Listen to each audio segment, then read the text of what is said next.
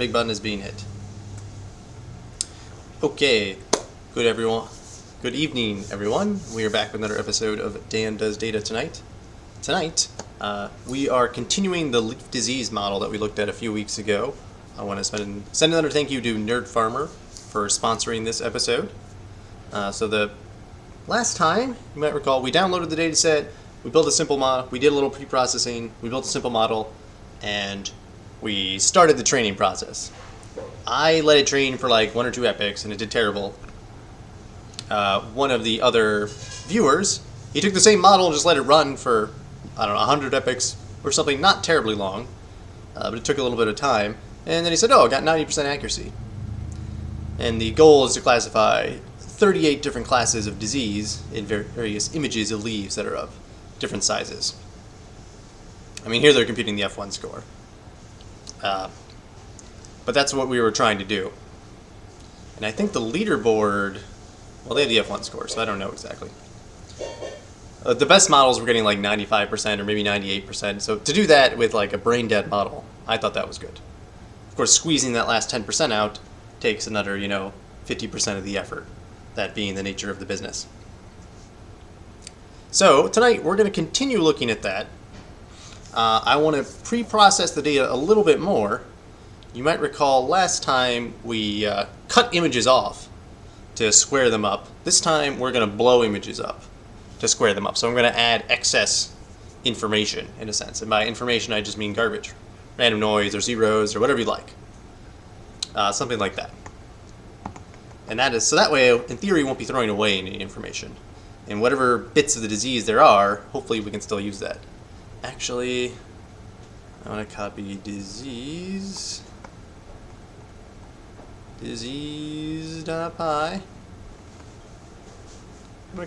No, I'll just leave it all in one place. So my data dir is the same. I'm poking at data. That's the same. So just to remind everyone, doink. If you read in the data files, they are images like this that are about 256 by like 350, 375, 400. What do we got here? Yeah, they're about 400. So, and you see there's some spots in this plant indicating, yes, it has disease. Or whatever this particular disease is. So here, I'm trying to figure out, can I resize all the dimensions? Because it looks like they're all 256 in one dimension. These are all the sizes of all the guys. Yes, these are all the sizes of all of the images. So they're 256 in one dimension, always. Whether that's the whatever this y dimension is or the x dimension. And then they vary from 256 up to, looks like, wow, like 680 probably, 670. Huh, wonder why that one's so big. Oh well, just the way it is. Just the way it is. This is, alright, this was how we cut them up. I don't like that color. I gotta change my default color scheme. I like adventurous colors. There we go.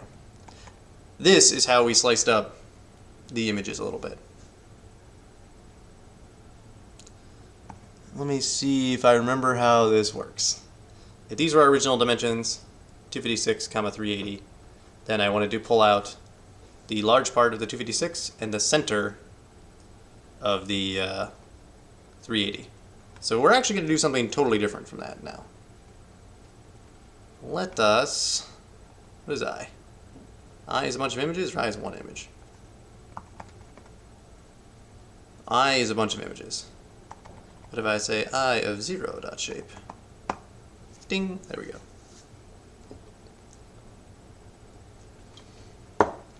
So now, rather than shrinking, cutting off bits, so it's all 256, I want to expand every image so it's the size of the larger dimension. So I want to add extra junk. So let me see if I can even, I might be able to reuse some of this code and do that. So new dims. I'm not going to call it new dims. I'm going to call it expanded dims. But these aren't just the dimensions. I have to do this to the actual dang image. Curses.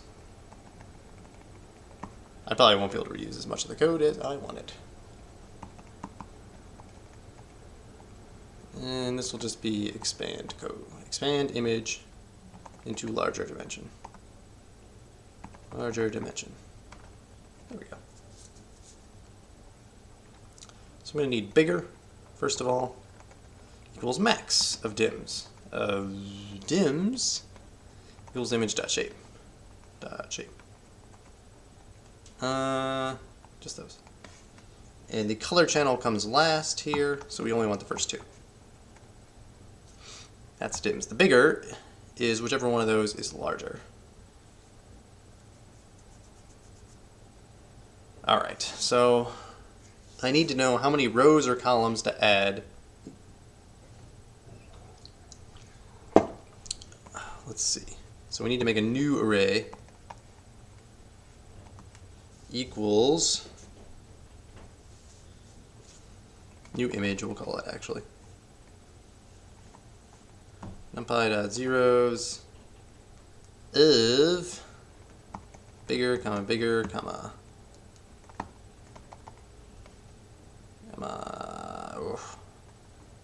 I guess I will grab all those.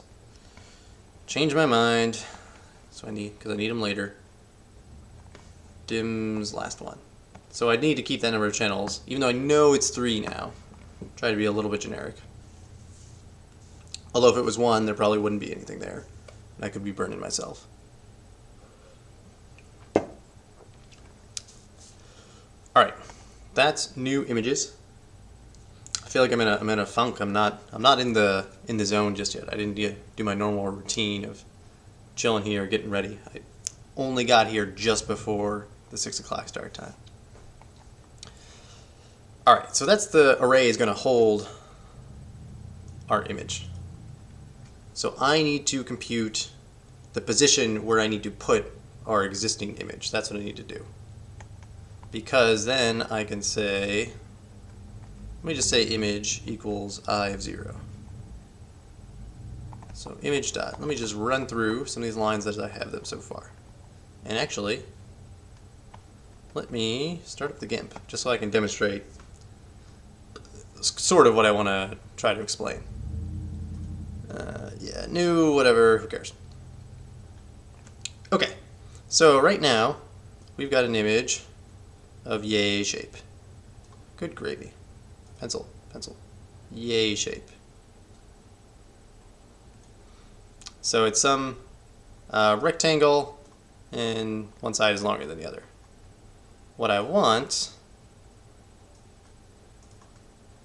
is I want to expand it out such that it squares up. That actually probably squares up fine right there. Let me undo that. And undo that. I want to square it up such that it sits in the center of some new image. And then I want to shrink it to be just a generally smaller image. So we'll end up with something like this, where if this whole size is, I don't know, 512, I want to get something very small that's, I don't know, maybe 64 by 64. What did I do last time? I did. N rows and columns. 224 by 224. Okay. Yeah, so 64 by 64 should help out significantly. So that'll be much smaller. Is it really? Did I really? That blows my... I thought I did a much smaller model last time. I thought I did like 128 by 128. Nope. No, I did not. Because I wanted to maybe do transfer learning with some other existing model. But I think you can get away even with different image sizes and do that. I'm gonna... You know what? One day I will do a video on transfer learning for that kind of stuff. Anyway, so this is just adding zeros. That's all that's in there, zeros, in the red section. And this 512 to 64 will be some kind of standard image processing transform. So you could just, for example, take every eighth pixel. That's one way you could do. You could like average all the 8 pixels. There's all kinds of different wacky transforms you can do. But that's not a big deal. Stupid, why? Go away. Stupid GIMP stuff. Not, shoo. Anyway, that's what we're trying to do. It's not rocket science, but doing it live is always the danger. So I compute whatever the bigger dimension is, and I need to compute where I need to slap this thing. And I think it's going to be a similar type of object. So my bigger dimension is 388.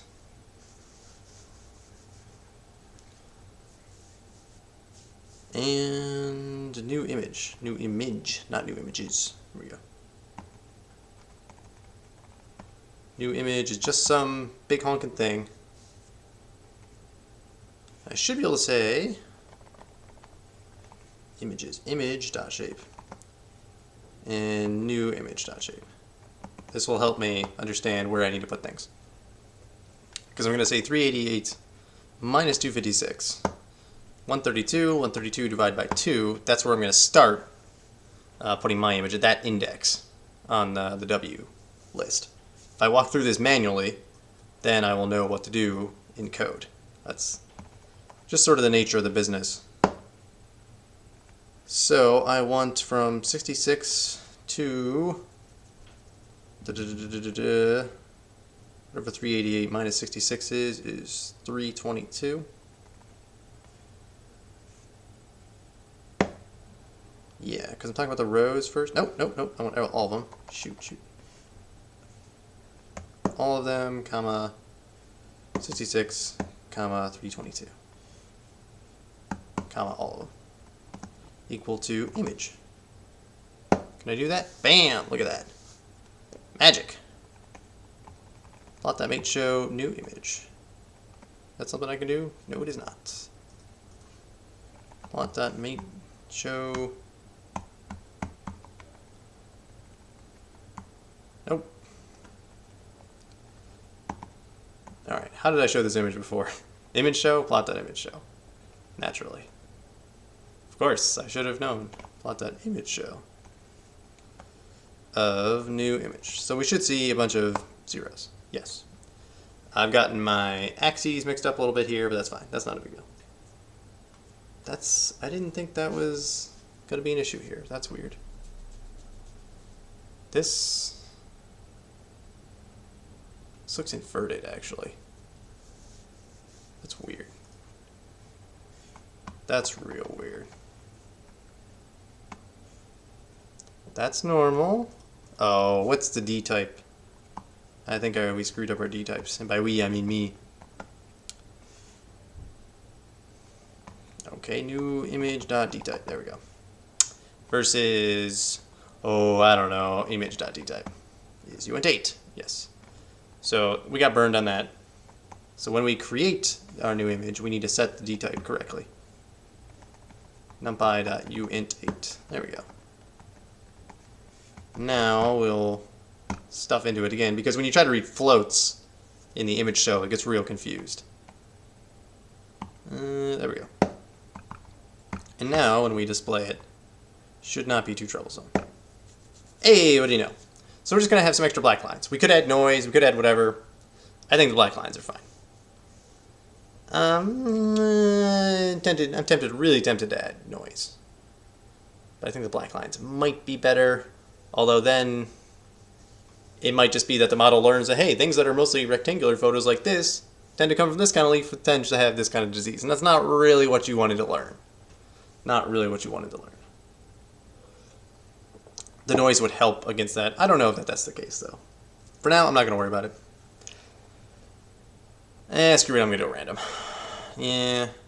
numpy.random.random.rand int. And these are all 0 to 255, I believe. It's inclusive, low, high, inclusive. So 0, 255, there we go. So now, when we view it, we should see random colors in those regions. Yes. There we go. So totally random colors. Okay, well that's interesting. The model still might be able to pick up on something like that, but that's not a big deal. All right, so the question is, you need to determine what dimension is larger.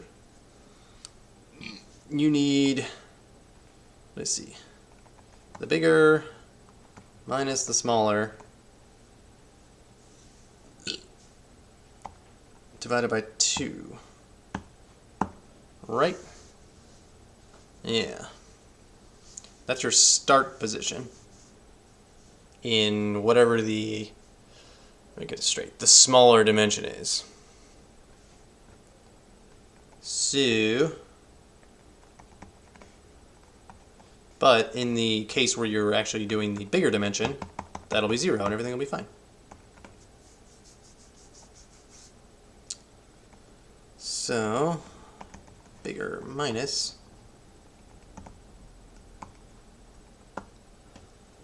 And so your maximum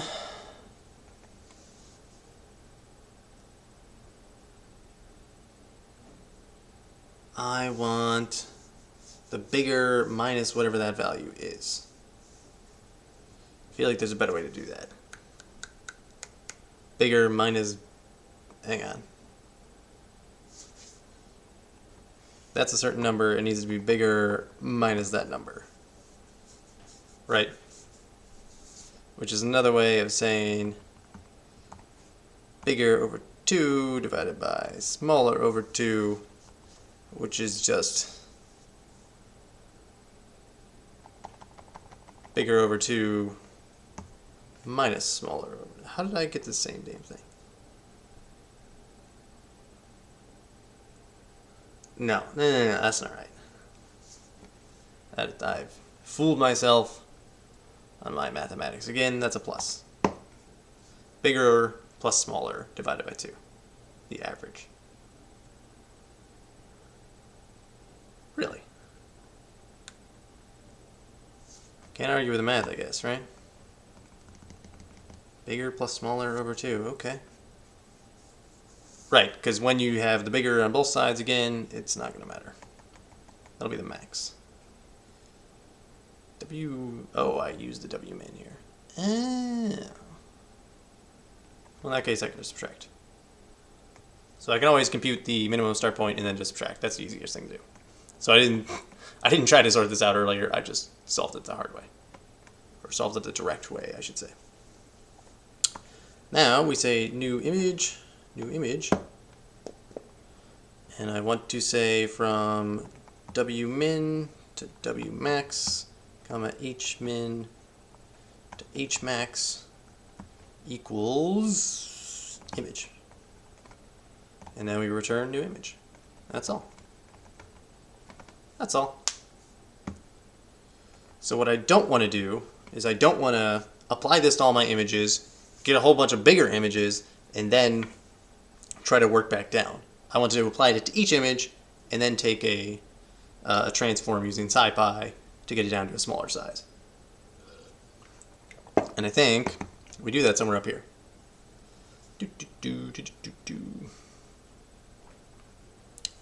Yeah, SciPy to image resize. Oh, here we go. We can do something like this.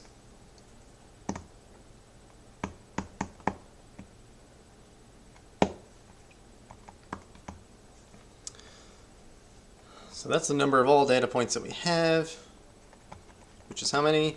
About 20,000. This is all images. I want n rows to equal 64 today, 64. And I want n cols to equals n col, because I'll be singular, to equal 64 again. And that'll keep things pretty straight. All right. You know what? I don't remember. N rows? N rows. I do plurals. I'm gonna get myself burned here. There we go. So, and I want to allot some space for all these guys. And cols, there we go. I already have num classes? I do have num classes. I defined that much earlier. here's what we do. We read the image in.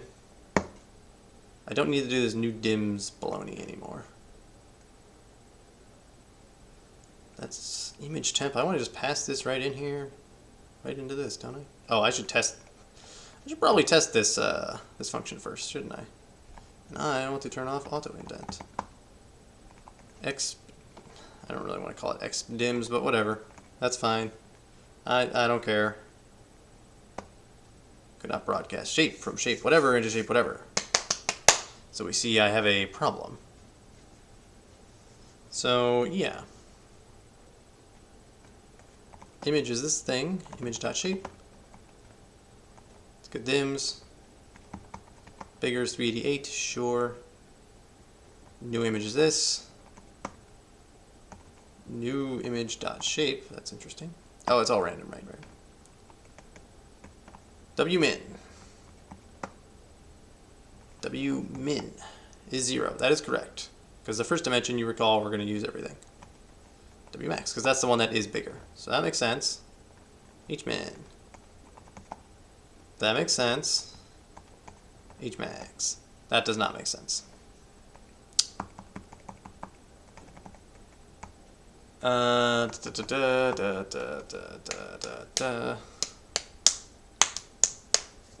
know what? I'm just going to do this the other way I had computed.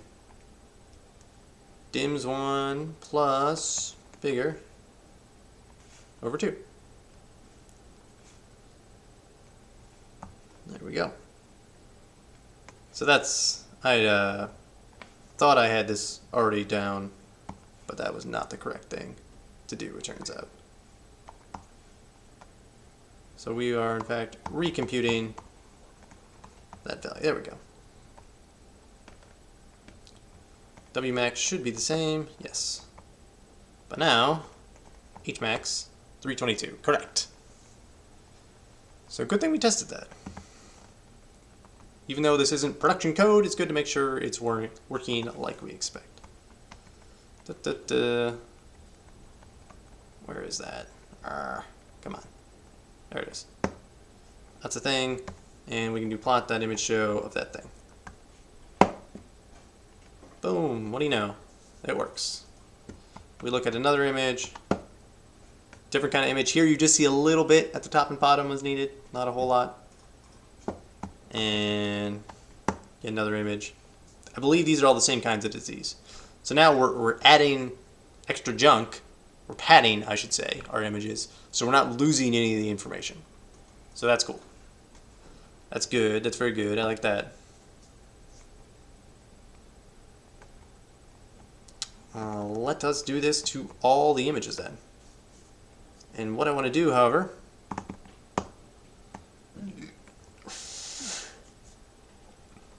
is I just want to call xdim on that right away.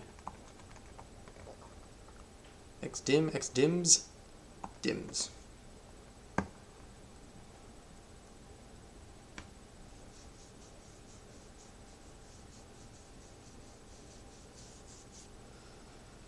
I don't need this, I don't need this. All images count equals sciped image resize. Oh my goodness. No, just whatever the image is. I don't care how big it is anymore. There we go. Because I'm grabbing the whole entire image there. And this is n rows. And this is n columns. I add the label for that guy. Labels count I equals 1. Right, I'm setting the particular position in the one hot encoding right there. So let's do that. Make it happen. So this will have to work through about 38 classes. This will take a few seconds. Not too bad. So we are going to have to transpose all those, but now we get to go back to the modeling. Now we build a new model. Now that all of our images are A, a little bit smaller, it's a little bit easier to deal with, and B, they are a little bit easier to handle. And we haven't thrown away any information now, in a sense. We haven't favored one dimension over the other. So this might help us get a better model. This might be a model that's easier to work with, things like that. I am going to simplify this model to begin with. I want not quite this many things to start out with. Let's go with 16. Let's go 24. Let's just get rid of this one. I think that'll be fine. Values are fine to start with. That's all. We're all good. I want to try eta delta as my optimizer. I feel good luck with that. Wow, one class is particularly overrepresented, so maybe that's why we're doing the F1 score. I wonder if that's just a metric I can use. It would be good to just have F1 score. So we will have to transpose this as before, but that won't be too bad. Also, we are going to save this data off, much like we did before. There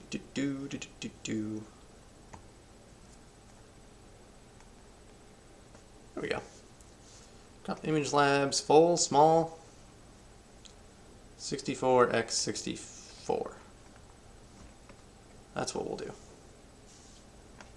So that won't be too problematic at all. And we're almost done with the processing. Probably just another minute here. Yes. So we're going to do a simple convolutional neural network model here because we're looking for features in images. So that makes sense. It's something just to try straight up. You of course have your softmax activation here is the output because it's essentially logistic regression.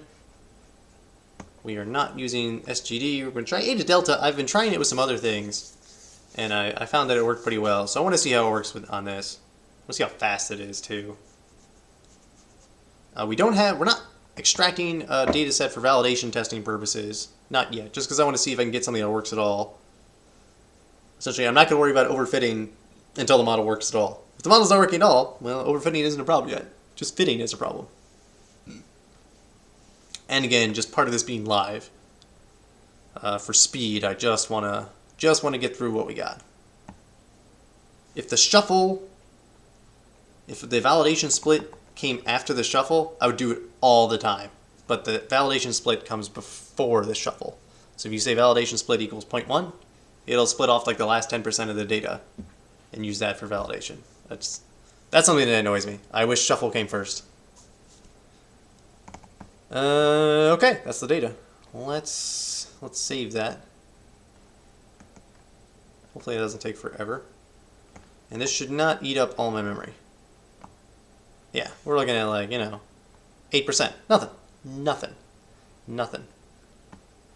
And why is that? That's because num data is that much times 64 times 64. We're using up that many bytes, which is about 89 megs. So less than 100 megabytes to store these compressed images. Compared to when it was 4 times as big. 4 times as big? Yeah, roughly at 224 by 224. Oh, shoot, no. That much times 3. Sorry. Like 270 megabytes. So a quarter of a gig, whereas times 4 would have been about a gig. Still not huge. But depending on what kind of platform you're on, if it's something like playing around in your web browser, 270 is probably more than you want to goof around in your web browser. Maybe not these days. Let's do our model. We're already halfway through the hour. We're just now getting to modeling, so we're working all right. I want to see how quick this is, if this takes forever. Oh, metrics. That's right. I wanted to know what are my options for metrics. See metrics. Okay. Keras metrics. Metrics. Is F1 score just a metric that do I get it for free? Available metrics: binary accuracy, categorize, sparse, top K, mean squared error, mean absolute error, mean error, hinge, squared hinge, categorical, binary, Kolbeck-Leibler divergence, Poisson, cosine, precision, recall, F beta score. Here we go. So yes, you can. With beta equals 1. That's super cool. Custom metrics. So how do I... Accuracy, mean pred, false rates. Interesting. So does it default to... I think it defaults to 1. So I want accuracy, but I also would like to know about the F1 score. So for those of you who don't know, the F1 score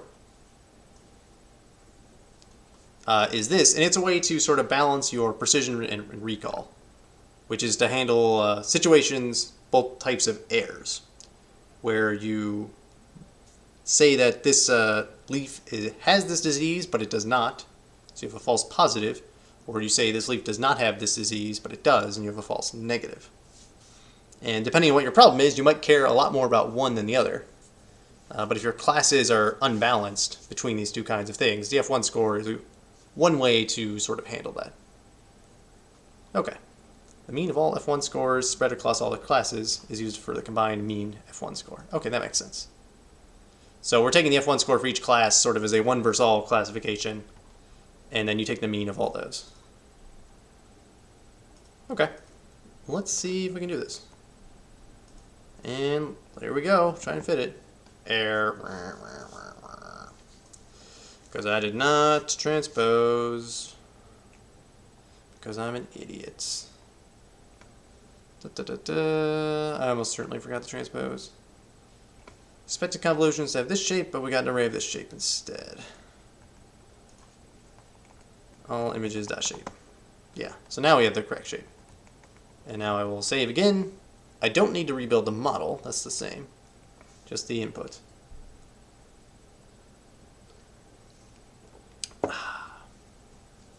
So again, that are about 256 megabytes. I can only think of powers of 2. It's just faster that way. There we go. Okay, this should start working. Hopefully this does not take forever to start building a model. Come on. Come on. Show me potato salad. Gotta compile that model, of course. That always takes time. Nothing comes for free these days. I guess we're like 30 minutes ahead of last week. Or not last week, last time we worked on this project. So it's gonna be about 3 minutes to compute this. F1 beta score, nan. Accuracy, 6, 7. This is still a lot faster because it was 15 minutes to train before. So we've cut that by a factor of 5. Even though we've only cut the size by like a factor of 4. Well, the model's a little bit smaller too. So that is another reason why that is. So and again, this is just a single epic here, but if you let it train for a while, I bet it would perform considerably better.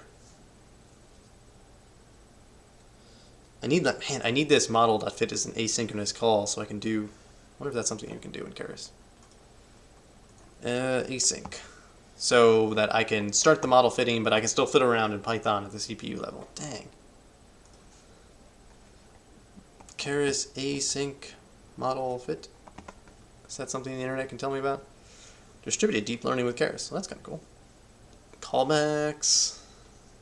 Sequential. I bet async is not part of this. No. Lies. You should have told me you didn't have it. Alright, async on this page? No. No. Base logger, history, model checkpoint. That's kind of cool, I didn't know you could do that. Early stop, remote monitor. Tensor board, no. Reduce LR on plateau. CSV log, lambda callback. Okay. Is there a timeout option? Because I made my own Keras timeout once, but I don't see it here. There's early stop. Okay. Distributed deep learning with Keras and Spark. Well, that's interesting. LFOS. I think I've looked at this page before. Yeah, master modeler, and he sends out things. This updates the model. He gets these parameters. Someone else grabs the model, gets new more parameters. That's interesting. I've done things like this before, but not this exactly. How does this work then? Define and compile a Keras model. And then do it as LFOS. Oh yeah, that's not an interactive thing, which is understandable. You wouldn't really want to do that. Okay, so maybe you can't do that with Keras just yet. But this is done. That beta score didn't seem to compute at all, which is a little irritating. But that might be because it's not tuned to handle multiple classes. It might only be tuned to handle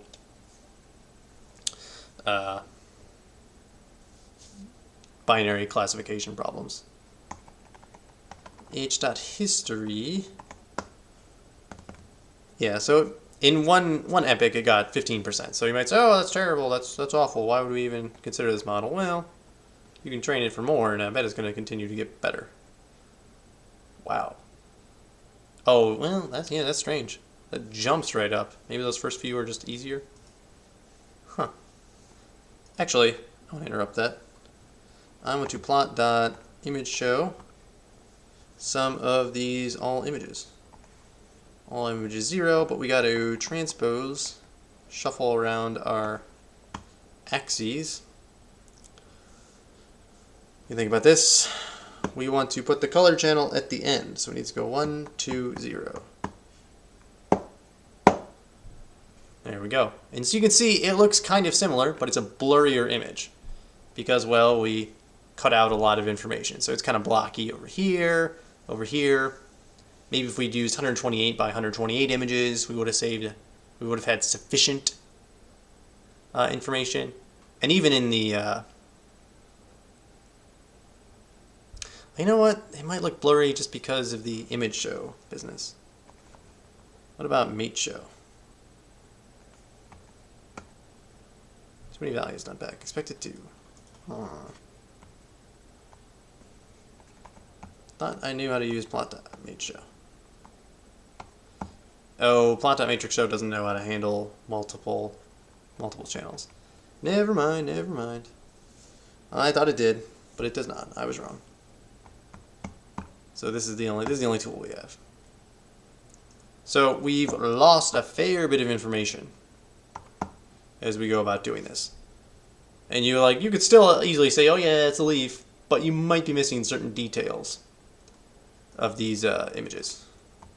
Let's grab a bigger one. I don't know, 1,000, whatever. Like, I can't even tell that this leaf is diseased. No idea. Whereas, did I ever save over all images? That would have been kind of irritating if I did that. I think I did.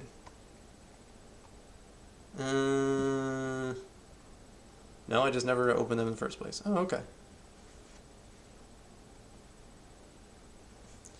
Alright, so we'll let this run again.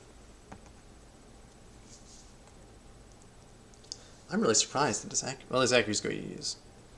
Going up, going down. Oh, we have an F1 beta score now. That's weird. Why did we not have that before? So, let's see what the winning F1 beta scores were. I imagine they're pretty good, and they're gonna be tough to beat, but maybe we can check it out? No, we cannot check it out. Oh well. Huh. Alright.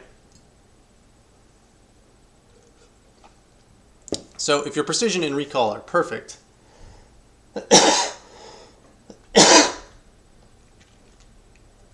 if they're perfect, you can see that you're going to get a 1 here, a 1 here, and a 1 times 1 here. 1/2 times 2 is 1. So that'll be that's sort of your goal if you want to get everything correct in your leaf disease problem. We will see if we're getting there. Actually, I'm curious, all of these images are squares. Are those all just images that happen to be squares?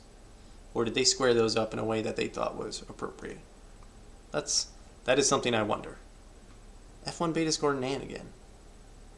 So I don't know what happened to this F beta score. If there's maybe a particular class is 0 actually, that would be unfortunate.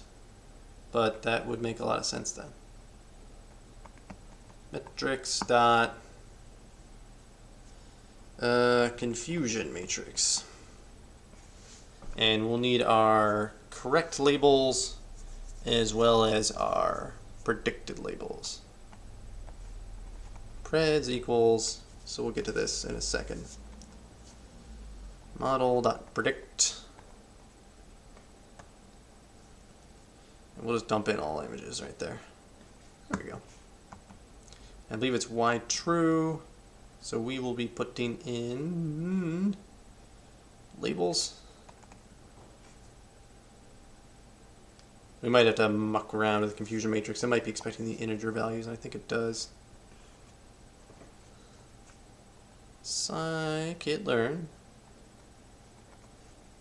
Scikit-learn metrics confusion matrix. Almost certain that's true. Y true, Y pred. Question, are you running this on CUDA? Noticing video glitches. I wonder that too. Yes, I am running it on CUDA, and it's the same graphics card that's running the machine. I have noticed occasional video glitches, and I would not be surprised if that is related. That shouldn't happen, but I wouldn't be surprised if that were, in fact, the problem. And I'm streaming from the same computer. It's not just tied into the video feed. So there's a difficulty with streaming that would not normally occur. So predict classes. I want to predict classes, I think. Because then generate class prediction from the input. Because if I do this for all images, the first two, yes, that is what I want. Predict classes. Because metrics.confusion matrix. Okay, so someone else has the same problem with the. You get video glitches when you're using CUDA on your own machine. Yeah, if I had a dedicated graphics card for the purpose of doing deep learning, I wouldn't have this problem. And if I end up buying my own graphics card, I might do that. Or buying another graphics card. The problem is, if I buy a sweet graphics card, I will also want to use it for video games in addition. And that means that I'll need to hook it in to the actual display. So, these are the problems that I'm going to have to deal with. Alright, so labels. None is given, they are true. Oh man, or select a subset of labels. Okay. Shoot, I already wasn't paying attention. Y true, Y predicted. List of labels to index the matrix. I don't even know why I would do that. So something, comma, preds. And labels is this. I need the opposite of that.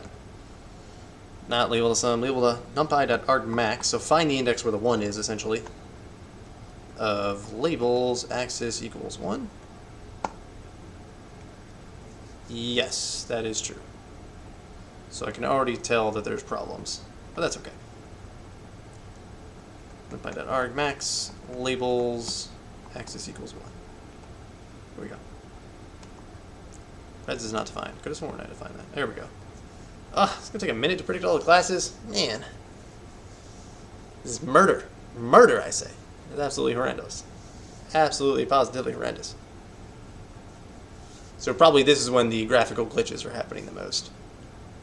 And I do apologize for that. Just the nature of the business, unfortunately. Alright, so we'll make our confusion matrix and we'll see where we're screwing up. I mean, so far it's got like 30% accuracy with like 3 epochs of training, so it's got a long way to go. And we might just let it train for a while, and then I'll take questions from any viewers. That's maybe that's what I should do more regularly. Like get the model training and then just take questions. When the model is trained a little bit, then I can come back and check it out. Plot p-color mesh. There's 38 classes. Yeah, p-color or mate show or whatever. Conf. There we go. Oh, that was preds.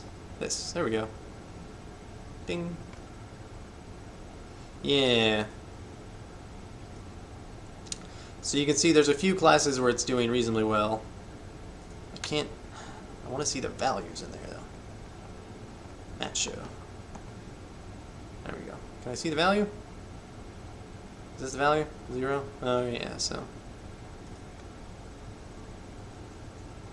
So this one class, class 15, it looks like it's acing actually.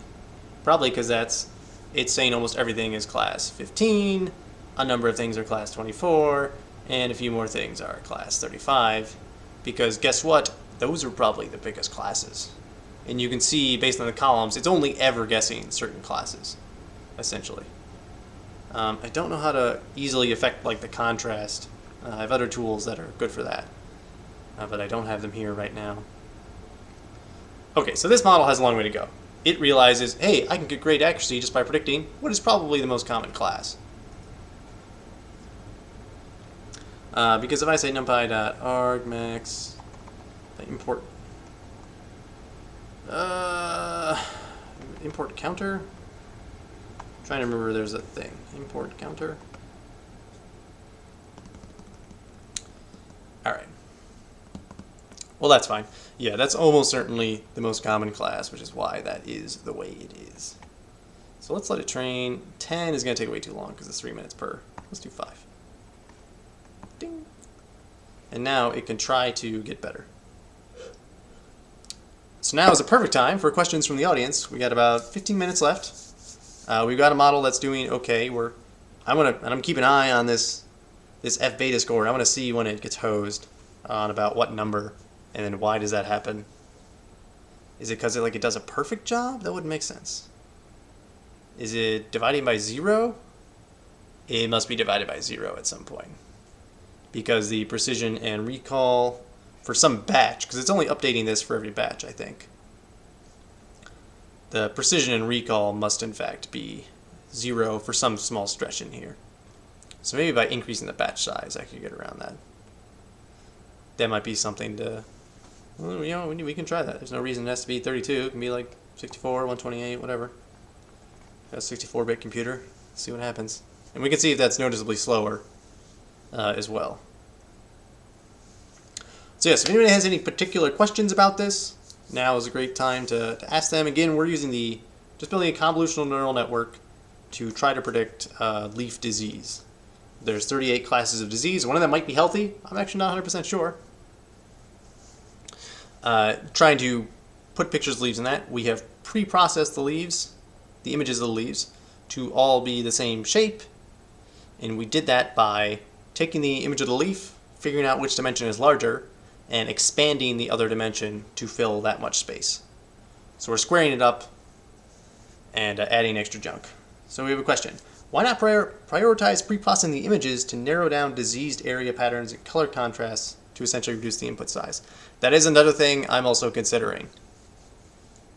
The reason I didn't do that right away is that takes a little bit more pre-processing, because to do that you need some sort of model to find where's the diseased area, if any, in this image. And when you've got 38 different kinds of disease, you probably have at least 38 ways that you can get a different area that sort of looks diseased. So that will be a little bit difficult. You can probably do it, like as you said, yeah, looking for color contrast is probably something you can do, like a primitive edge detection. But of course, a lot of the images of these plants, of these leaves, we come back here, they have different color backgrounds too. The leaves are all different shapes. Some leaves have big shadows. So it's going to be non-trivial to box in the areas and say, all right, this area definitely has some sort of diseased element on it. If you can do that, you're probably halfway there to solving the problem. But yes, if you were doing a serious problem, like you're going to spend weeks and weeks on this, that is something you might want to consider. Just building a good model for locating the portions of the images that have disease. Part of the problem is it's going to be difficult to build your data set that says, oh yeah, this is a correct box around that. Because like, look at this image. Do you put lots of little boxes around these? Or do you put one large box around this whole thing? And similarly with some of these other ones. Like, what happens if you have two areas that are boxed that don't overlap? Let me go to the GIMP on this one. Let's go to the GIMP. Our NAND hasn't shown. Oh, our NAND did show up. Our NAND didn't show up at all. Aha! The model's getting better. We never got 0. We never got 0 F1 score. Huzzah! New. Whatever. So yeah, if you're pre-processing, that's what I was getting at. So here's whatever your image is. That's all fine. You got some image of a leaf. Say it's one of these guys. And let's say you find some disease over here and over here. And you're a good person. You draw your boxes around them. So you say, aha, I found some disease and I found some disease. So what should you do? Should you take the box as like the largest dimensions of all those? Should you make 2 separate images, compute each one individually? That's something to consider. Another suggestion from the audience, consider removing the color data. That's also another good idea. That's an easy way to essentially cut by 3, divide by 3 the size of my data. So that might be, you know what, that might be something I try after letting this. I'll probably let it finish this epic because it's only got another 30 seconds or so. And that's something one of my viewers suggested on the self-driving car data as well. And that worked pretty well. Let me do that. So you know what? Let's try that. Let's build a whole new model right now. We can do it. We have the power. Not there. Over here. That will save us, yeah, a considerable effort. So we'll need another model. Grab all this stuff. Grab all that stuff. Another question. What determines how deep a model should be? Seems to be doing pretty well. You, my friend, have hit on one of the key problems of machine learning. How deep do you go? The best rules of thumb I've seen, if you're building a sort of production model, is to start with a small model, start with a linear model, get it as good as you can, and then add another layer at the output side, and keep adding nodes until it stops getting better. And then once that stops getting better, you add another layer, and then you keep adding nodes, and then you add another layer, and then until you get a model that you feel is good enough. This gets more complicated as you say, well, some of these layers should be convolutional. So you might want to do this for first convolutional layers, and then you flatten. I realize I just pointed at the screen. Then you flatten, and then for your dense layers. So you're going to be doing a little bit of each, add another convolutional layer, get that as good, and then add another dense layer, get that as good as you like. I'm working on a piece of software that'll sort of solve this problem that you're asking of how do you design the shape of your neural network how do you figure out how to do that? I'm working on it. It's not ready just yet, but it will be soon. It will, using a lot of computation power, try to solve this problem for you. It'll try to produce what is a decent or good, reasonably good size and shape of your network for a given problem. And at the end, it'll have a decent model already. So when that does ready, hopefully in the next couple months, I will be releasing that and maybe showing parts of it. It's very computationally intensive, as you can imagine, so not necessarily the kind of thing that works well on the stream. But yes, this model is doing okay. But again, though, we don't have any validation data, so this isn't a perfect kind of thing. We might not get to our second model today, but I'll tell you what. Instead of just building that model, we can. So the input shape would change to have 1, and the only thing you would change is you would go into SciPy grayscale image. Convert RGB into grayscale, right? So you only care about the magnitude of these things now. That's just the first channel. That's not going to work, buddy. That's some crazy scheme. That's not going to work. You can use pill? I did not know you can use pill to do this. Apparently you can do that. Look, this is all. I did not think it would be this complicated. Another suggestion, to drop the green channel because the leaves are green is too much static. That's an interesting idea. You know what? We can probably show that right now. So if you were doing that to a particular image, where are we? Down at the bottom. Da, da, da, da. You know what? This model's gotten good enough right now. I don't need to futz with that.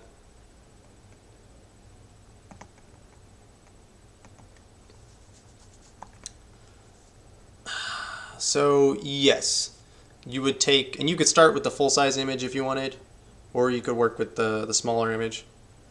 For example, you would say all images, and this has the channels first. So you'd say 0, 2. NumPy.sum? Oh, you can totally sum over the channels. Oh, you can. Oh my goodness. 0, 2. No, it doesn't work. 0, 2. There we go.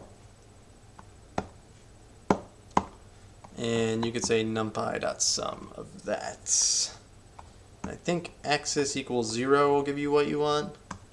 Divide by 2. I'm not 100% sure of that. We're going to test this here in a second. Let's see how that other confusion matrix did, though. It's getting better. It's still a lot of this class. And this class is just so much higher that it's harder to tell. Yeah, that's actually not that bad. What is that?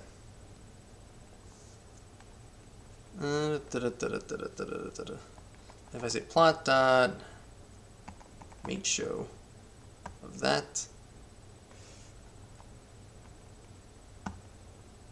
I've gotten rid of all my images. Dot shape. Let's do that. It still has 3. That's a mystery.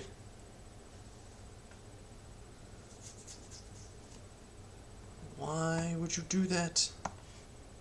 Alright, so it's time. Dot shape. Oh, because I've got all of them, comma. There we go. Yes, numpy.sum. All those, comma, axis equals 1.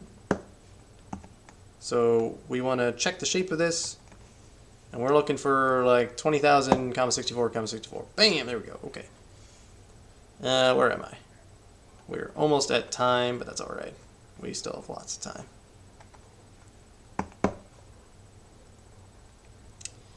You sum it and you divide by 2, and then we should be able to matrix show it. See what happens. That did not work at all. Nope, too many values to unpack. That's because I just wanted to do this for a single guy. So we'll just call this gray. So again, I'm doing this to the compressed images, but you would want to do this when you start, before you show off your images. What if I can just do this? Does it know it's grayscale? It does not. Okay, invalid dimensions for image data. Yeah, I figured. That show. There we go. That didn't work either. What happened? Gray dot shape. Dot shape.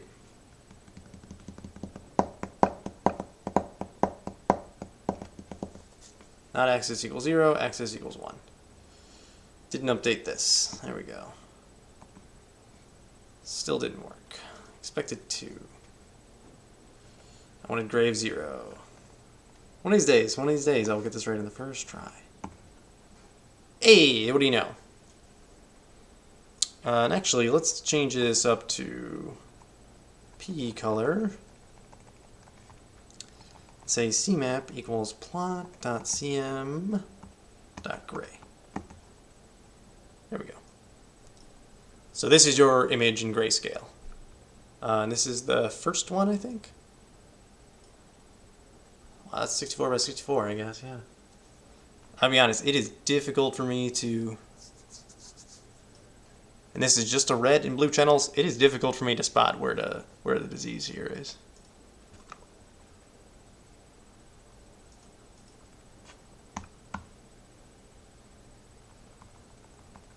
Because what's interesting is you can look at all images of the first one and say the first channel.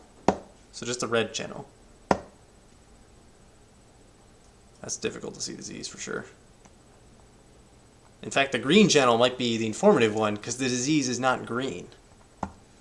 So that might be like, yeah, check it out. These are definitely little disease blotches. So you might only want to use the green channel, oddly enough. That is curious. Whereas the blue channel looks something like that. You get a little bit of information in the blue channel. Then again, if you start with the larger image and then take it and then sample down, it might be interesting. You might try all of them still. Try all channels, you know? We're right here, we can try this. Boom. Now we're including the green. Now you can see a little bit of the blotches here. But it's a little harder to see. But you might instead say, okay, well, because I cut out the color, now I can afford to be 128 by 128. So I can afford to be 4 times as large, or something like that. So if that's worth it to you, that's something to consider as well. You know what, we can at least start this model because we made all the grays. Yeah, let's do it. Nope. I got array with shape. What? Gray shouldn't have that shape. Alright, I wanna start this model. Ah, curse you. Curse you, gray. It will be gray equals gray.reshape of -1, comma 1, comma, and rows and calls. There we go. There. We just have to add like a dummy channel for the purposes of that. Didn't work. Wasn't happy about it. Still, it's wanting a 3. But got array with shape such and such, such and such. Gray. Gray.shape. Lies and slander. Oh, because I didn't pass in gray. Because I'm an idiot. There we go. So that should be a little faster to compute. Yeah, but you're saving a lot of time in that first step, so it's like 2 minutes instead of 3 minutes per. But it's not too crazy different. So the best model that we trained just during the stream, I think it was like 66%-ish. It was doing about. I don't even have it anymore. But so that, not terrible for just doing live right here, right now. And we showed how to increase the size of an image. Or not increase the size of an image, but how to square up an image by adding noise to either side of it, and do that in an automated process. As was suggested, further things you can do to work on this problem, you can try to build a model just to identify areas that are diseased, and then zoom in on those areas and say, aha, this must be diseased like this. In fact, I think the right solution might be to do something like that, and then each area that you box around inside a leaf image, that just becomes a new data point. So if you get 2 data points out of a single image, hey, great. That's extra news for training your model. And then if you want to determine if an overall leaf is diseased, well, you compute the probability for this blob and the probability for this blob, and then you combine those two to get an overall probability for the leaf as a whole. And so that can handle multiple blobs per. That might be a good idea. We tried using the black and white. Ignoring the green turned out to be not perhaps the best thing, because where things are not green is specifically interesting because that's a disease. Or maybe the disease is also like a shade of green as part of the problem.